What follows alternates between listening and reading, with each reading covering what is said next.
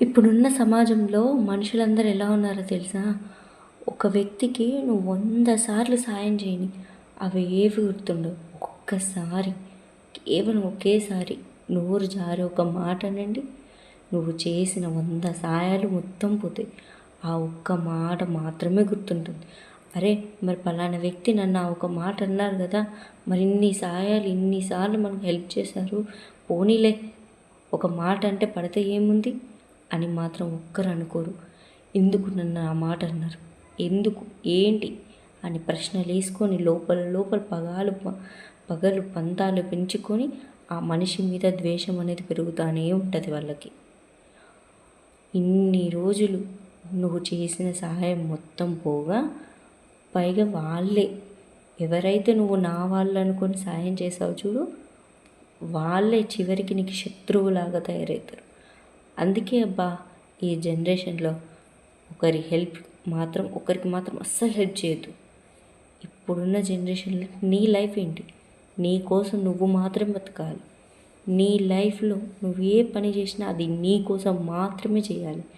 నా వాళ్ళు అని పోయి చేస్తావా, ఆఖరికి వాళ్ళే నీకు శత్రువులాగా మిగిలిపోతూ ఉంటారు. నీ దగ్గర వాళ్ళకి సాయం కావాలి అని అనుకున్నప్పుడు ఎంత బాగా వచ్చి రిక్వెస్ట్ చేస్తారంటే, నా వాళ్ళు అనుకుంటూ తిరుగుతూ ఉంటారు. అదే నీతో సాయం తీరిందా, కనీసం మనిషిలాగా కూడా గుర్తుపెట్టుకోరు. గతంలో ఎప్పుడో మీరు ఒక మాట అంటే మాత్రం అది తీసుకొచ్చి ముందేస్తారు. కానీ వాళ్ళకి అర్థం కాని విషయం ఏంటో తెలుసా? అవసరం, ఆకలి రెండు ఒకేలాంటివి. ఆకలి తీరింది అనేసి ఊరుకుంటే సరిపోదు, మళ్ళా ఆకలి అవుతూ ఉంటుంది. అవసరం కూడా అంతే.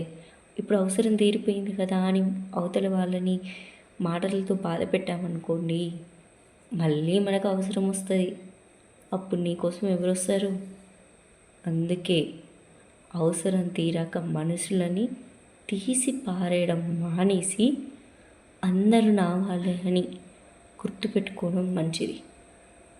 ముఖ్యంగా అవసరాల కోసం వాడుకునే వాళ్ళకు మాత్రమే చెప్తున్నా.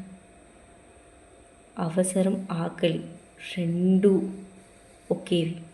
ఆకలి మళ్ళా వేస్తుంది, అట్లానే అవసరం కూడా మళ్ళీ వస్తుంది.